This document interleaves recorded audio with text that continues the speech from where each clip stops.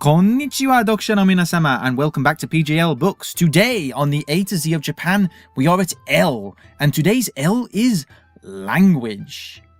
Now, the Japanese language is something that nearly everybody around the world finds intriguing, even the Japanese themselves. To the uninitiated, it seems to be nothing more than a messy tangle of lines, and yet it still has a romanticism and charisma to it, partly I think because it is so different from English, but also because it's so impenetrable. For those who aren't familiar with it, the Japanese writing system has three elements: hiragana, katakana, and kanji.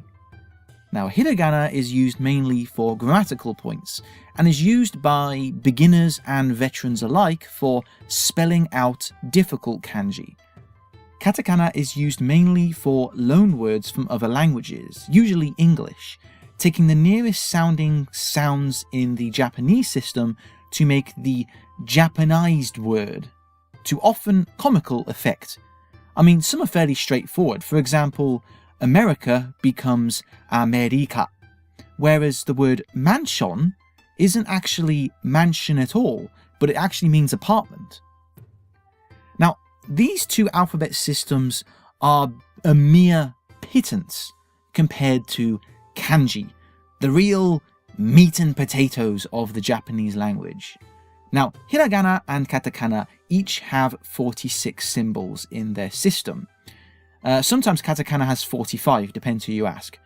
Now, if you think that sounds like a lot, what if I told you that there are about 2,000 kanji that you need to know just to get by? I'll always remember when I first took my first proper lesson in kanji many years ago now. Every single one of them looked like an impossible snarl of jumbled lines and curves. How on earth am I going to get to grips with these, I thought. But here's the thing. Learning kanji is fun, I think. It's a journey of discovery. Each one is essentially a little picture with its own story behind it. Over time, you'll see patterns, recurring elements in the kanji that help you to get the feel of its meaning. Take these two kanji on the screen, for example.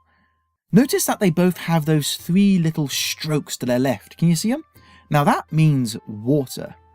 And you can see that they look like these little splashes, right? Now these kanji mean shallow and hot water, respectively. So they both got this watery meaning, right? Now over time, these kanji reveal their secrets to you, and they drop their mystique. But I still admit to getting a little buzz every time I learn a new one. Now, to be honest with myself, I have a pretty twisted sense of fun. Looking for stories in thousands of little symbols is maybe your idea of torture. It gets even more complicated when you find out that each kanji has at least 2 different readings and meanings, with no real rules to follow. But living in Japan gives learning kanji a real sense of progress. It's a weird fact that for every little one you learn, life in Japan becomes richer.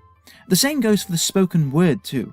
It's a curious fact of learning a foreign language in its native country that as soon as you learn a word or a phrase, it's only a matter of time before you hear it amongst a crowd or read it on a billboard. So yes, I'm an addict of this ridiculous, complicated, and strangely Moorish language.